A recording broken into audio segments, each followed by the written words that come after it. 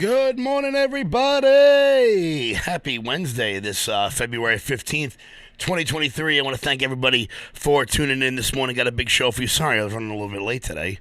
Had some stuff to do early this morning, but thank you guys for tuning in. Before we get started, make sure you guys smash that Rumble button, share this video out across all your social media platforms. Also, head on over to loudmajorityus.com, sign up for the newsletter, check out our shop. That's the best way to support this show and everything we got going on over here. Got a big show for you today. Quick update on the Uhaul driver that decided to run people over in Sunset Park.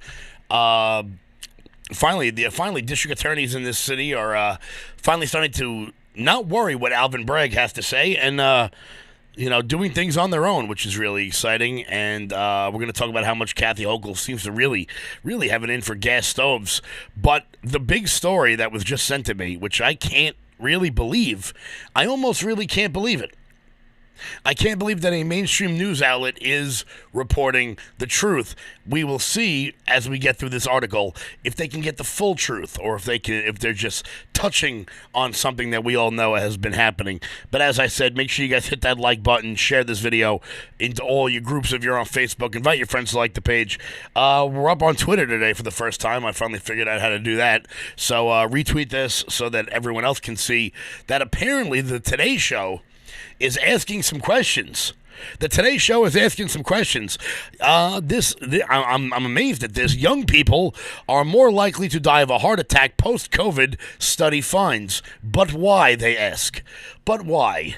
I wonder what that could be. Could they have been seeing a trend in, perfectly healthy 22-year-old athletes who are in peak physical condition just dropping dead of a heart attack? What could the reasoning be? What could the reasoning be? A recent study finds that heart attacks in young people between the ages of 25 and 44 increased by 30% compared to the expected number over the 2 years of the COVID-19 pandemic. You don't say. You don't say. Could they have, what would another way to say that be? What would another way to say that be? Would that be like they died suddenly? Would that be a way we could say that? Or, I don't know. I guess we'll see what the Today Show finds. We'll dive right in here. When Demi Washington, a basketball player at Vanderbilt University, came down with COVID-19, late in 2020, her symptoms were mild, just a runny nose. But to ensure her safety to return to court, the school required she undergo an MRI. The results brought Washington to tears. Following the infection, the college senior had developed myocarditis. You don't say. You don't say, everybody. Myocarditis. What could that be from? What could that be from? What is myocarditis? Of course, we all know, but just in case there's anybody watching this is the first time they've heard about this. Myocarditis is when the heart muscle becomes inflamed, which can decrease the heart's ability to pump blood. The condition can lead to stroke or heart attack, according to the Mayo Clinic. I was scared because my internal organs... Because of any of my internal organs, you're like, oh my gosh, I need that to live, she recalled to the Today Show. I really didn't know what was going to come of it. How long was it going to take for it to be resolved? I don't believe it.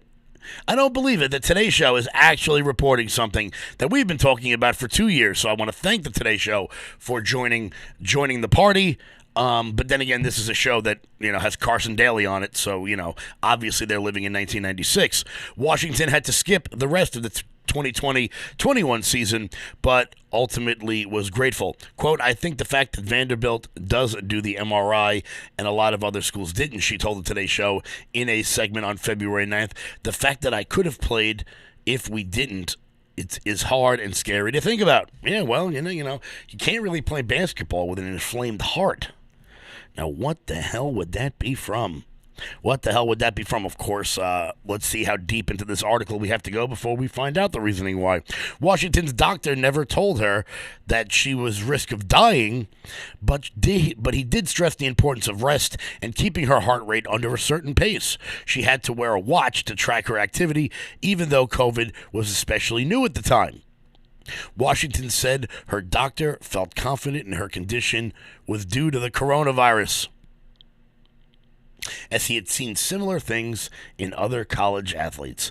You don't say. You don't say. Washington said she felt no symptoms or signs that her heart had become inflamed, nor did she have a genetic predisposition. It just happened to me, she said. I still don't really know why. Washington has since recovered and is back playing ball, but her experience sheds light on the thousands of young people affected with COVID-19 whose health hasn't rebounded as successfully. I wonder why some people's hearts have not rebounded as successfully. Let's see if this article talks about it. We're now in paragraph 6. We have not gotten to the reason yet. Since the COVID-19 pandemic began, heart attack deaths across all age groups have become more common in the USA, according to a September 2022 study by the Cedars-Sinai Hospital in Los Angeles. The age group hit the hardest is between 25 and 44, who saw a 29.9% relative increase in heart attack deaths over the first 2 years of the pandemic, which means the actual number of heart attack deaths were almost 30% higher than the predicted number. What could have changed? What could have changed? Quote, young people are obviously not supposed to die of a heart attack. They're not really supposed to have heart attacks at all, said Susan Chang, a cardiologist at Cedars-Sinai and the co-author of the study, told the Today Show in a February 9th segment. Adults between 45 and 64 saw a 19.6 relative increase in heart attack deaths, and those 65 and older saw a 13.7% increase, according to a press release from Cedars-Sinai. Cedars-Sinai, obviously one of the best hospitals in the country. I wonder if this will be taken down on Twitter, since we're now streaming on Twitter today.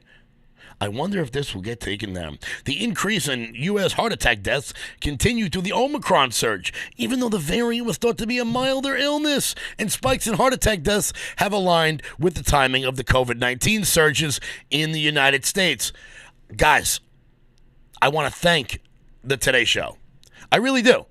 I really want to thank the Today Show for joining us in 2020. 2 years too late. But don't worry, the Today Show definitely doesn't have millions and millions of viewers that they've been lying to for the last 2 years. Don't worry. No big deal. No big deal. But I'm the nut. I'm the nut. Chang called the connection more coincidental. That is for sure. Really? Is it coincidental? Explaining why, she pointed out that COVID-19 can greatly impact the cardiovascular system. It appears to be able to increase the sickness and the blood increase the likelihood of blood clot formation, you don't say. Chang said it seems to stir up inflammation in the blood vessels, and it seems to also cause, in some people, overwhelming stress, whether it's related directly to the infection or situations around the infection. That can also cause a spike in blood pressure. So you see, guys, it's got nothing to do with anything. It's just the fact that you're more stressed out because of COVID-19. That's what's causing your heart attack. Let me ask you guys, how many times have you been so stressed out in your life that your heart stopped beating? Is that something that just happens to you all the time? Or could it be that the United States government has been sending money over to China to manufacture a disease? To manufacture a disease in a lab that has very few safety protocols. And then that disease then leaked out across the entire world. And then we, gave everyone an experimental thing that I'm not going to say because I want to keep my YouTube channel. You guys can figure out what that is. The reason for the relative rise in young people in particular is unclear. One theory, Chang said, is that the virus's impact on the cardiovascular system in some people is due to an excessive immune system response, and that young people are more likely to have stronger immune systems. So you see, it's your fault. Your immune system is so good that it's stopping your heart. Wow. For COVID-19 survivors, the risk of developing a heart condition even a year after the infection, regardless of how severe the initial symptoms were, is substantial, according to a February 2022 study of more than 150,000 individuals with COVID-19. The risk increases for people who don't have any other risk factors for heart disease. You don't say. You don't say. A physician at Washington University School of Medicine in St. Louis co-authored the study, estimated that about 4% of people who have COVID-19 will develop a heart problem, such as irregular heartbeat, heart failure, inflammation, or heart attacks. You'll just develop a heart problem. No big deal. A problem like it not working anymore. Not a big deal. Nothing to see here. Absolutely nothing to see here. Quote, it's a small number, but really, if you multiply that number by the huge number of people in the United States and throughout the world who have had COVID-19, it's a problem, he told the Today Show. What's more, the risk of developing long COVID, including heart problems, increases with each COVID-19 infection as an individual has. Ali pointed out. As a result, Black and Latino communities, which have higher rates of reinfection, are especially high risk for heart problems, Chang says. Of course, because why would we just give a medical diagnosis about a virus that everybody got without putting race into it? Of course we've got to do that. Because if it wasn't affecting black and brown people at a higher rate, we wouldn't really care about it, because those white people, they can just go away. They can just go away. As doctors and other researchers continue to wade through the data on COVID-19 and heart disease, the best course of action is to avoid infection the best you can. Really. And now we get to the nonsense. How do we avoid infection, says the Today Show? Well, we go back to the tried and true ways of doing whatever Anthony Fauci says, whatever Leanna Wang says, whatever Deborah Birx says. Wear a mask in crowded settings, and consider socializing outdoors with people outside of your household. We know that doesn't do a damn thing. Stay up to date on your vaccines. No, don't do that. Research shows that you're 11 times more likely to develop myocarditis from COVID itself versus the vaccine. Wow, you see the way they just spun that one real quick? Now it's the disease causing it, not the vaccine, which, all right. All right. I guess time will tell. I know for certain. I know one thing is for sure, that no one watching this right now, how many people are watching this right now? We got about 500 on Rumble, Facebook, Twitter, all over the place. Guys, do me a favor. Comment below if you just randomly got myocarditis without there being any other factors involved whatsoever. Let me know. I'd be curious to know if like on Monday you were fine, and then on Tuesday, your heart started to expand. No big deal. No big deal, nothing to see here. If you've been infected with COVID-19 multiple times, Chang also encouraged staying on top of your risk factors for heart disease, such as your blood pressure, cholesterol, and blood sugar. Yeah, it turns out being fat isn't great for your heart. I'm allowed to say that because I'm a member of that community, as we know. The typical signs of a heart attack are chest pain, weakness, a cold sweat, pain and discomfort in your jaw. Really? Shortness of breath, either at the time or before the chest discomfort. Prior to the COVID-19 pandemic, heart attack deaths were trending downward in the United States, but the pandemic appears to have reversed the progress, according to Cedars-Sinai. You don't say. Wow.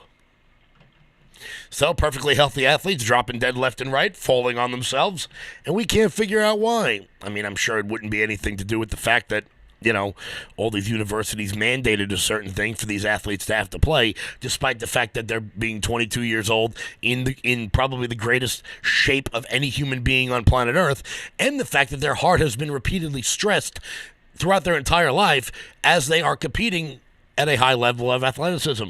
But no. No.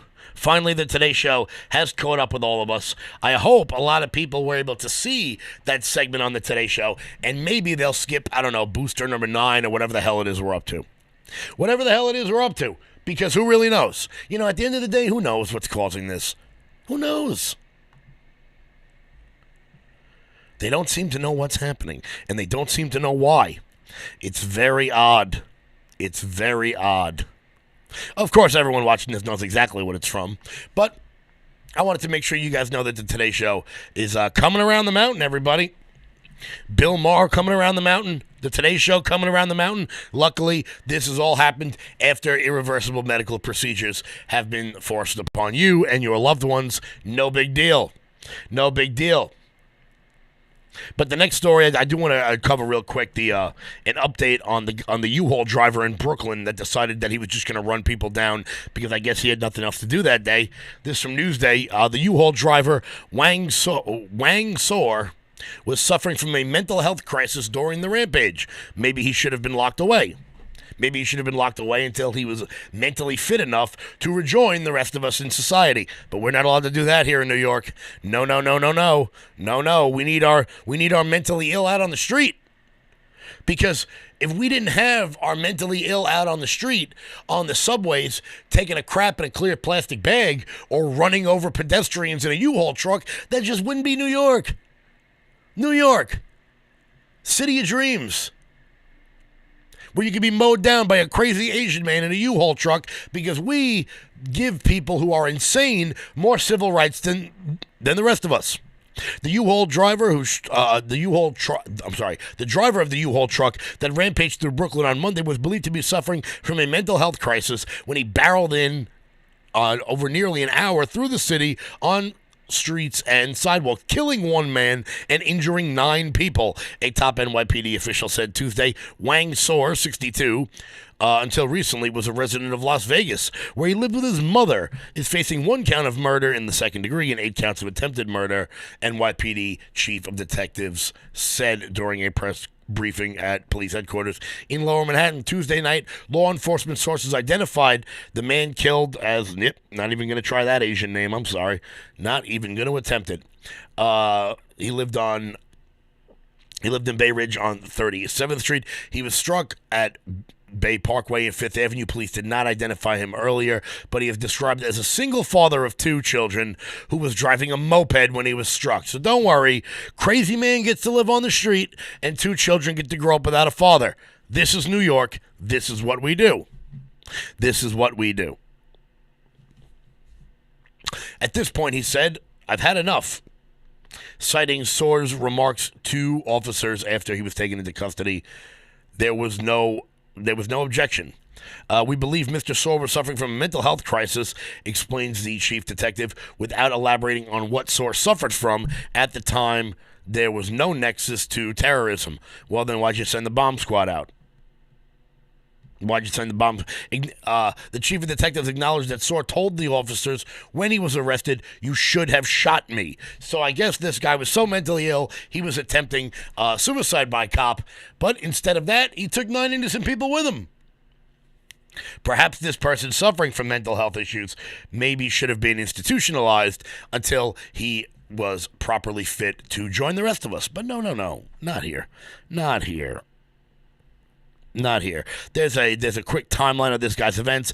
Apparently, one victim was struck in the leg. Then a man was hit on an e-bike, is now in critical condition. Another rider on an e-bike was hit in critical condition. Another rider on an e-bike was hit, and his condition is unknown. A pedestrian was hit. Then another pedestrian was hit. The suspect then drove on a sidewalk near the Brooklyn Battery Tunnel to get around traffic. Police blocked the car in there. So this guy was on the run for nearly an hour, while Sor only had a record of traffic infractions in New York City for speeding and illegally operating a truck on a restricted highway. Who hasn't done that?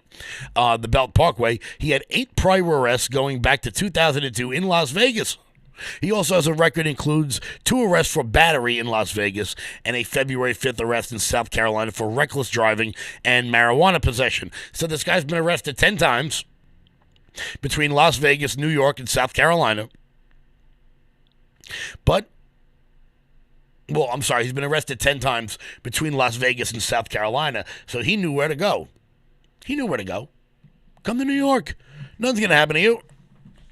Come to New York, where criminals can just roam free with no real issues. Sor was in Florida, where he rented the U-Haul truck in West Palm Beach and began driving back to New York, passing through South Carolina. So apparently this guy was unable to find a U-Haul truck in New York, so he went to Palm Beach to get one? Right. Traveling to New York, Saul visited the home of his ex-wife and son to shower on February 6th, police said. On the second visit to their home on February 8th, Saul, this guy got into an altercation with his son. One of the remaining injured was in critical condition, said police, while others, including a police officer, were recovering from broken bones and other injuries. There was no immediate information as to when this guy would be arraigned. On Monday, Sewell described the driver's alleged actions as a violent rampage through Brooklyn. A violent rampage through Brooklyn. When the incident began when the Uhaul truck struck a victim at the intersection of 5th Avenue and Senator Street in the Bay Ridge neighborhood of Brooklyn, said police. The driver was then struck a man on an electric bicycle less than half a mile away at an intersection of 5th Avenue and Bay Ridge Parkway. The driver then struck a third victim, also on an e-bike just 2 blocks away from the Bay Ridge Parkway and 7th Avenue. So this guy's just mowing people down left and right. The U-Haul then jumped a curb, narrowly missing a pedestrian on the sidewalk before driving away with a police car closely behind it on a nearly 8.5-mile drive through Brooklyn. So I've got some questions here. How the hell did it take so long to stop a truck in Brooklyn over the course of 8.5 miles? You mean to tell me this guy didn't hit traffic one time? A security camera video shows the truck clip a scooter, then swerve onto the sidewalk and nearly plow into a pedestrian who dived to safety just in time. A police patrol car then followed the truck up the sidewalk at high speed. Police were finally able to stop the U-Haul after it mounted the sidewalk near the tunnel at Hamilton Avenue and Columbia Street in an attempt to get around vehicles stopped at a red light. So, thank God for a red light in Brooklyn, or this guy could have just mowed down a bunch of people. And apparently he was trying to die. So instead of that, he killed one person and critically injured 8 more. This is the world we live in. This is New York City. This is what happens when you let insane people roam the streets. This is what happens. Nothing to see here. No big deal. No big deal. Although I will say that I am very excited about this next story because it turns out that the Queens DA's office, I don't know if they're just getting a lot of pressure from the community or they're trying to stick it to Alvin Bragg or what it may be. But it turns out people were actually arrested in Queens for committing crimes. Before we get to that, once again, guys, hit that Rumble button, share the video all over the place, all over your social media platforms. I want to welcome everybody on Truth Social for checking out my New York local show. Hit that subscribe button at the bottom of the page to help this channel grow bigger and better every single day. Also, head on over to loudmajorityus.com. Sign up for the newsletter. Check out the shop. That's the best way to support this show and everything we got going on. We got some big stuff coming up here, and I'm very, very excited to welcome you all into that when that is going to be getting started sometime around the spring. Don't worry. You'll all know. Big things are coming. Very exciting stuff. So I do want to talk about how apparently a stray bullet killing an innocent New York City mom of 2 sparked the arrest of 23 mostly dangerous gang members. So, a stray bullet goes through a window, goes through a car, whatever it may be, kills a mother of 2, and it leads to the arrest of 23 gang members. I almost didn't believe this when I read it because this is the only way we can arrest anybody in the city of New York. Nearly 24 of New York City's most dangerous gang members were taken off the street in a major bus sparked by a stray bullet killing an innocent Queens mother 2 years ago. So this woman's been dead for 2 years, but it took that amount of time to get these animals off the street.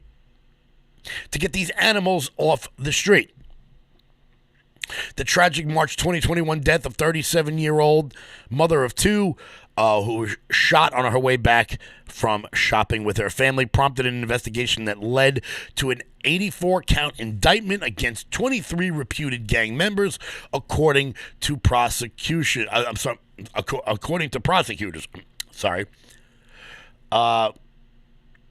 The victim was a immigrant from Mexico who cleaned houses for a living, was walking home on March 21st, 2021 in Woodside when she was hit in the head by a stray bullet in a shooting that authorities said was part of an ongoing war between 2 gangs. The feud started in 2018 when the alliance between two Crip gangs in Woodside and Astoria public housing developments fell apart over a drug deal. You don't say.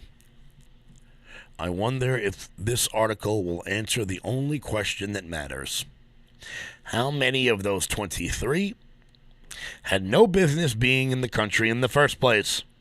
I wonder if they'll get to that. We will see.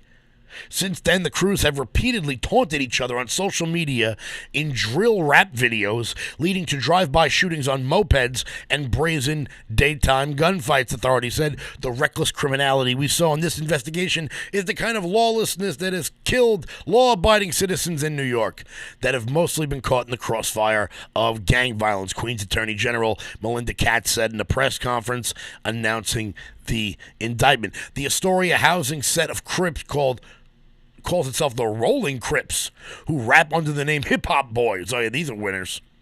These are absolute winners, let me tell you that. The Woodside housing members, meanwhile, belong to the 8 Trade Crips. Oh yeah, this is Woodside. Real nice. Astoria, beautiful neighborhood. That's where the hipsters live. That's where you can go get, avocado toast for $18. Beautiful neighborhood. Awesome bars, probably right by Ditmars Boulevard. No problem. The hip-hop boys, the Rolling Crips. This is real good. Oh, yeah, because these guys have a shot at making it big. Let me tell you. Oh, boy. Our beautiful Queens is just a bit safer with some of the most dangerous individuals in Queens now in custody. Is that Diane Savino? Please don't tell me it's Diane Savino. Yes, it is. Worst member of the New York State Senate. In one incident detailed in court papers, one of the Woodside Crips, Michael Shepard,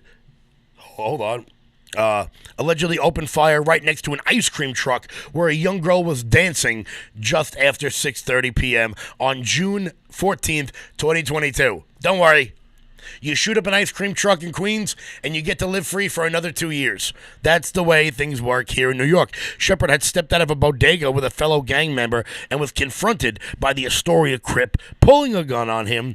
The indictment says a day later, a trio of the Astoria Crips walked into the Woodside housing complex and opened fire in the courtyard on the rivals in retaliation in front of other residents, including young children, because these people have absolutely no sense of civic duty or decency whatsoever. They want to consider this stuff organized crime, but most of the organized crime that I've heard of in my life never shot up people in a courtyard in front of children. Or I don't know, shot up an ice cream truck where kids are dancing in front of it, according to this report. 2 months later, the crews then exchanged gunfire inside of the Woodside housing complex as residents sat on benches with their young children on the playground. While no one was injured, the shooting sparked fear, sending innocent people running for their lives. It's unbelievable. The loving mom was gunned down at Broadway and 48th Street, just half a block from her first floor row house apartment, where she raised her daughter of 9 and her son 10. So that's real good. Oh, here we go. Mayor Eric Adams, of course, blaming the guns rather than the animals who pulled the trigger. Guns plus gangs equals graves. Our goal is to be proactive and not just one gun at a time, but take down these dangerous individuals who are carrying the guns. It's not about the guns. It's about the people who are holding the guns. You ought to know that, Eric Adams. You pretend to be a cop. Other gangs who believe they could create a culture of fear in our city, those who believe that they are wrong. This is unbelievable. It's unbelievable. These people sat on their hands for 2.5 years while these gang members were just able to roam free through Woodside and Astoria, and nothing was to happen about it. Nothing happened about it. I wonder how many people they killed, these rivaling gangs, in between those 2 years. You know what they should have done? They should have just put them inside a gymnasium and let them all kill each other. It's unbelievable, the softness in which we treat crime in this city. But it seems like every time I come on here, we're talking about more crime in the city not being dealt with, or at least not being dealt with in a speedy fashion. It's unreal. How many people did these people kill over the course of this, or over the course of this 2.5-year span? It's wild. But Kathy Hochul doesn't care about that. No, Kathy Hochul doesn't care about that. Kathy Hochul is focused on the issues that really affect New Yorkers. On the issues that are really affecting New Yorkers. Because inside of her bloated $227 billion budget that she's about to try to pass, which of course will pass with no problem whatsoever because we have Democratic rule in both houses and in the governorships. I want to thank everybody who left New York for that one. She's once again going after the gas stoves. I don't know what this woman's problem is. I mean, look, I understand she doesn't know the difference between a gas stove and an electric stove because judging by the way that woman flipped a hamburger in that ridiculous photograph, she's actually never cooked a meal in her entire life. But if she wanted to give it a try, if she wanted to, I don't know, maybe make a chicken cutlet or something, she would know that electric stoves suck. Moreover, is that really the biggest issue facing New Yorkers right now? Their stoves.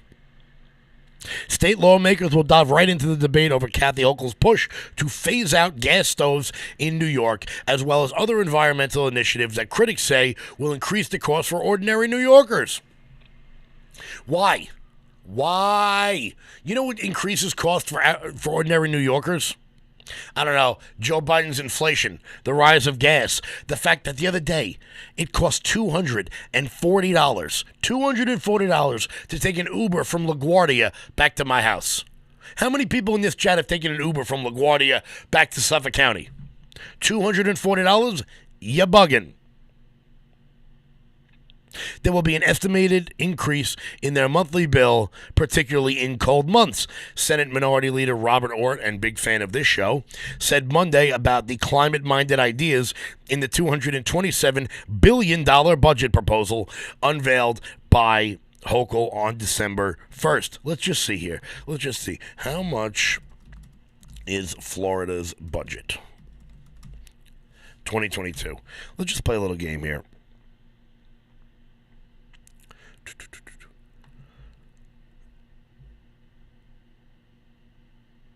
$108 billion.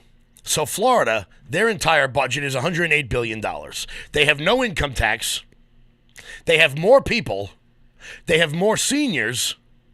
Yet somehow our budget is twice as much and we get half as much from the government. We get no quality whatsoever. Our roads suck. Now we can't even have electric stoves. But Kathy Hochul wants to charge us double what Ron DeSantis is charging us down in Florida. It's almost hard to believe so many people have fled the state in droves.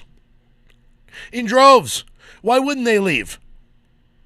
The governor wants to ban gas hookups in new buildings alongside of a cap and invest program she claims would raise $1 billion a year by making large-scale polluters pay as part of her zealous efforts to meet New York's legally mandated goal of reducing greenhouse gas emissions 85% by 2050. In what universe is that happening? In what universe are you reducing our greenhouse gas emission? Have you been on the Cross Bronx Expressway? Have you been on the Belt Parkway? It's never going to happen. It's never going to happen. But her electrification proposal would effectively ban gas stoves in smaller buildings beginning in 2025 and larger structures 3 years later. An idea that has fueled outrage among Republicans who it's impractically giving the current level of renewable energy available to the grid. Quote, my constituents are talking about gas stoves and the state's imposition of a policy that just doesn't make any sense where we live, Representative Mark Molinaro of Binghamton told reporters at the state capitol Monday after meeting with the GOP Assembly minority. The fact that she can honestly sit there and say that this is the biggest problem facing New Yorkers, their gas stoves.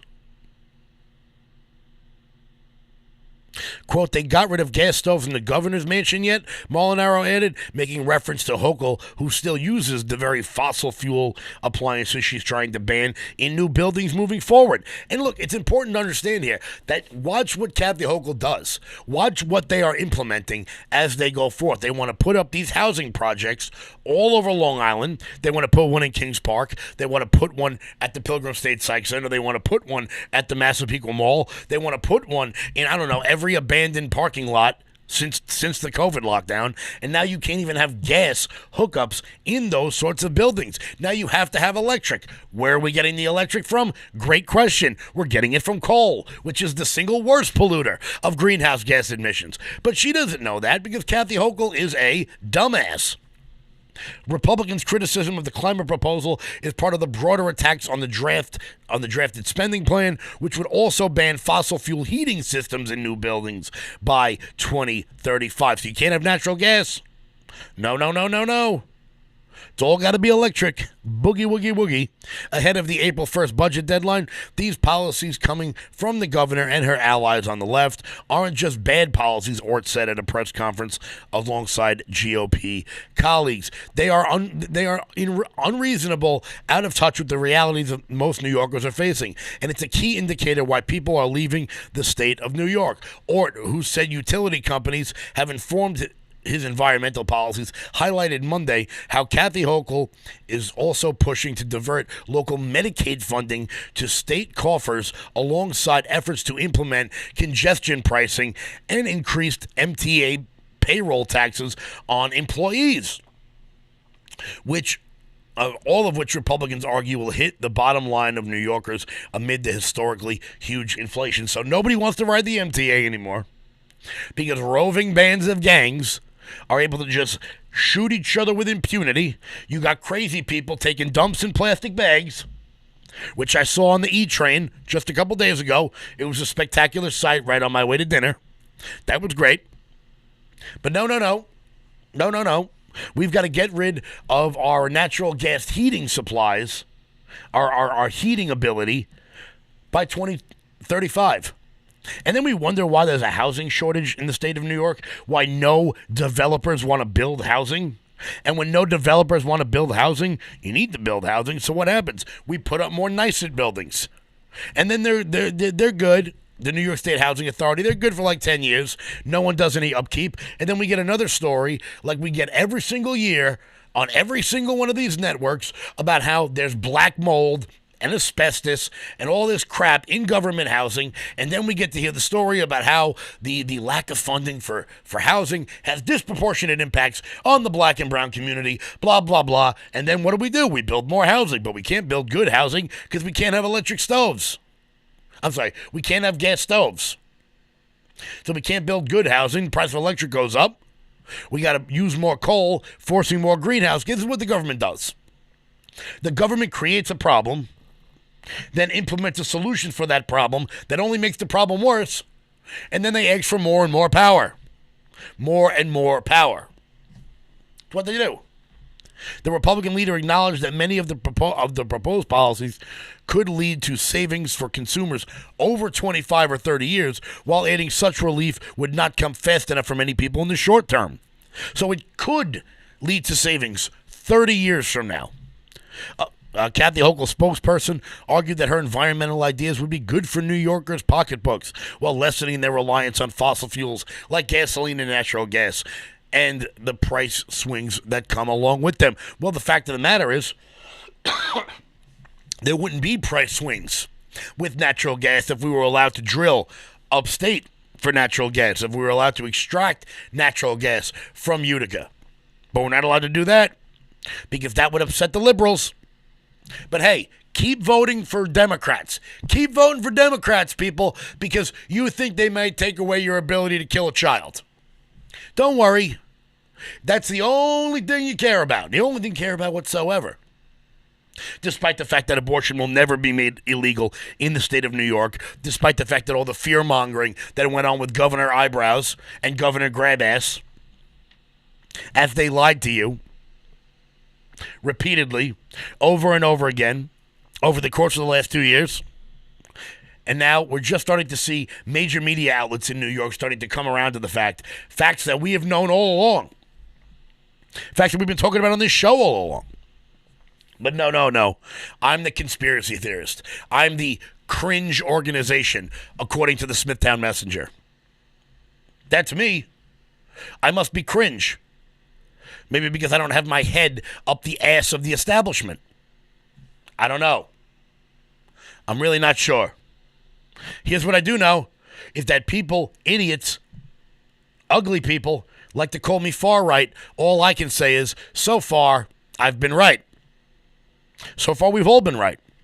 We've all known this, and now the institutions are starting to come around to the fact. However, at this current moment in time, we simply do not have enough Republicans to take the power away from people like Kathy Hochul. But I promise you, that's going to change soon. A lot of people have been wanting to know what we've been up to over here, what we've been working on. We lost almost 500,000 Republican votes over the course of the last 2 years, and it's time for us to find more of those votes. And that's what I'm going to rededicate the next 2 years of my life to do. To take back the Senate, to make sure that instead of hearing from Minority Leader Robert Ort, we hear from Majority Leader Robert Ort, because this $227 billion budget will pass uncontested because we didn't win enough Senate seats back. It will. That's just the pure fact of the matter. All these green policies will go into effect because there's nothing Republicans can do about it. There's nothing they can do about it. We did our job on Long Island. The fact of the matter is we have more work to do upstate. We always do our jobs here on Long Island.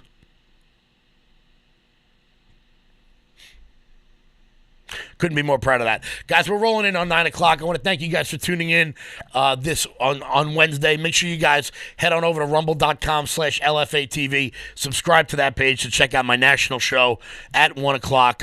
Jeremy Harrell's going to be coming up with his show, Rise Up. It's an awesome way to start the day with a little bit of spirituality and a little bit of prayer. It's a really nice, uplifting way to start the day. So make sure you guys check that out. Also, if you guys want, make sure you get your CPAC tickets sooner rather than later. There's still some available. We'll be down there. It's going to be in Bethesda, Maryland, so it's a short enough drive. I really suggest you guys do come down. It's a lot of fun. If you're up here in New York, it's a lot of fun. It's like, it's like conservative Disneyland, except without the creepy people dressed up in costumes. It's a lot of fun. You guys will meet some of your favorite commentators, some of your favorite politicians. Make sure you stop by the LFA booth, because I promise you that's where all the fun people are going to be. So make sure you guys pick up your tickets for CPAC. It's really worth it. I go to all these conventions, and it really is a good time. Once you go to one of these, you'll never not go to one of them. So they're a lot of fun. Also, guys, make sure you hit that Rumble button. Share this video out all over the place. Help this channel grow bigger and better every single day. I really appreciate all the support you guys give us over here. Stay tuned. Today's our 200th episode. I didn't even realize it. 200 episodes. Wow. We didn't do anything special, so maybe I'll plan something for 250. Guys, I'll see you guys at 1 o'clock. LoudMajorityUS.com. Promo code LFA for 20% off everything on the website. I really appreciate all the support you guys have given me over the course of the last couple months. Big things are coming. Stay tuned, everybody. And until Friday morning, stay loud.